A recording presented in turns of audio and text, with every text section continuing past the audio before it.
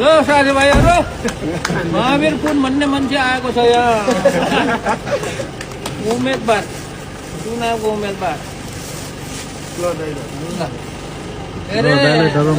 चाहिँ पर्सि आउँछ है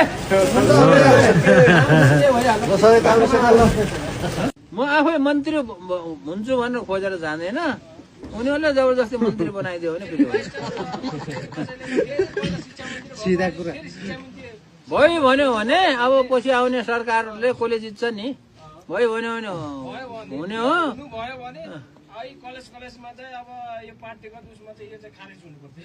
सब खारेज हुन्छ म एकदम खारेज गरिदिन्छु स्वार्थी तत्त्व समूहहरूले अल्झाएर पनि ढिलो गराइदिएको हुनसक्छ तिनीहरूले अल्झाउँदैमा चाहिँ रोकिने कुरा आउँदैन अवसर पाउनु पर्यो एउटा सांसद भइयो भने त्यस्तो विधा त्यसलाई चाहिँ अगाडि बढाउनलाई चाहिँ धेरै सजिलो हुन्छ मन्त्री हुनुपर्छ भन्ने छैन किनभने त्यहाँ माथिसम्म पुर्याएको छ अब अलिकति 2 स्टेप माथि छ जानुपर्छ 2 स्टेप माथि गयो भने सकिन्छ